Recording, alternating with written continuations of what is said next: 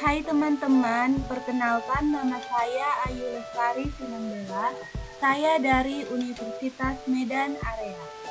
Di sini saya akan menjelaskan apa itu current liabilities dan apa saja jenis-jenis dari current liabilities.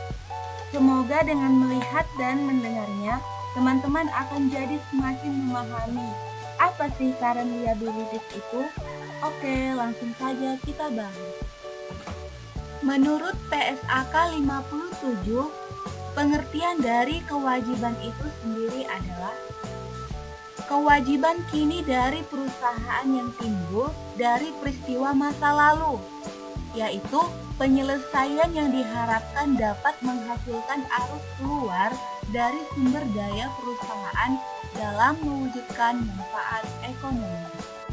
Dikatakan sebagai liabilitas lancar apabila kewajiban yang likuidasinya secara wajar diharapkan menggunakan sumber daya yang ada dengan benar, yaitu diklasifikasikan sebagai aset lancar atas penciptaan kewajiban lancar lainnya.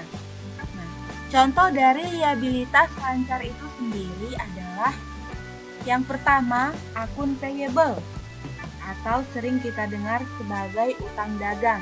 Yang kedua, notes payable, artinya wesel bayar. Yang ketiga, current maturities of long-term debt. Ini artinya utang jangka panjang yang jatuh tempo pada periode sekarang. Nanti akan kita bahas. Yang keempat, short-term obligasi expect to be refinance, artinya kewajiban jangka pendek yang diharapkan akan didanai kembali. Yang kelima, dividen payable, artinya utang dividen. Yang keenam, customer advance and deposit, artinya uang muka. Yang ketujuh, unearned revenue, artinya adalah pendapatan diterima di muka.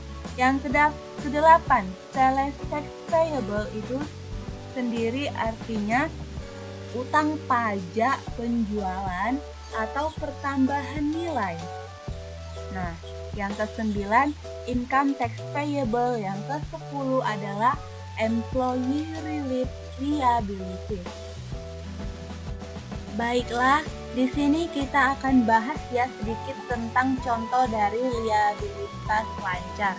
Yang pertama, akun payable atau trade akun payable. Pengertiannya sendiri adalah seperti yang kita pelajari bahwa akun payable itu adalah saldo yang terutang kepada orang lain atas barang, persediaan, atau jasa yang dibeli dengan akun yang terbuka.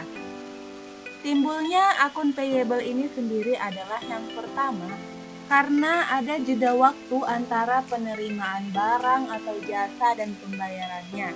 Yang kedua, syarat pembayarannya itu contohnya itu 2/10 N/30, yaitu yang menyatakan periode kredit yang diperpanjang. Contoh liabilitas lancar yang kedua adalah utang wesel atau notes payable. Pengertiannya sendiri adalah kalau notes payable itu adalah perjanjian tertulis untuk membayar sejumlah uang pada tanggal tertentu di masa depan, masa yang akan datang. Utang wesel itu sendiri biasanya timbul karena dari pembelian, pembiayaan, atau transaksi lainnya. Wesel itu diklasifikasikan sebagai jangka pendek, ada yang jangka panjang, dan wesel ada yang berbunga, ada yang tanpa bunga. Contoh dari liabilities lancar yang ketiga adalah current maturities of long-term debt.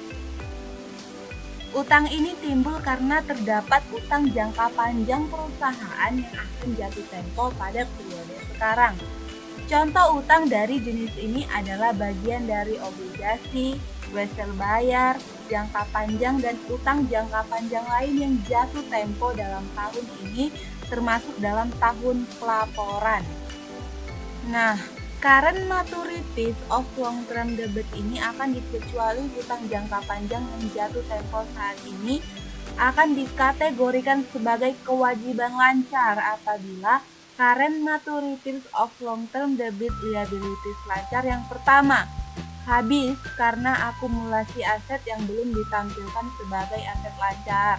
Yang kedua, dibiayai kembali atau habis karena adanya utang baru. Atau yang ketiga, diubah menjadi modal saham. Begitulah penjelasan singkatnya. Yang keempat, jenis dari current liabilities adalah utang dividen. Utang dividen ini umumnya dibayar dalam waktu 3 bulan. Dividen yang tidak diumumkan atas saham preferen kumulatif tidak diakui sebagai kewajiban. Utang dividen dalam bentuk saham tidak diakui sebagai kewajiban, dilaporkan dalam ekuitas. Current liabilitas yang kelima, kita mau bahas tentang sales tax payable atau dalam bahasa Indonesia disebut sebagai utang pajak penjualan atau pertambahan nilai.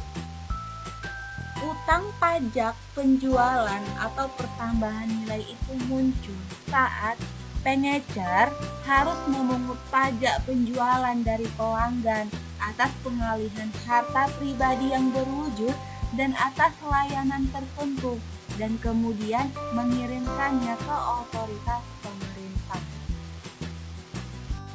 Baik, demikianlah pengertian dari current liabilities. Kita juga sudah membahas jenis-jenis dari current liabilities. Semoga teman-teman semua dapat memahaminya. Terima kasih.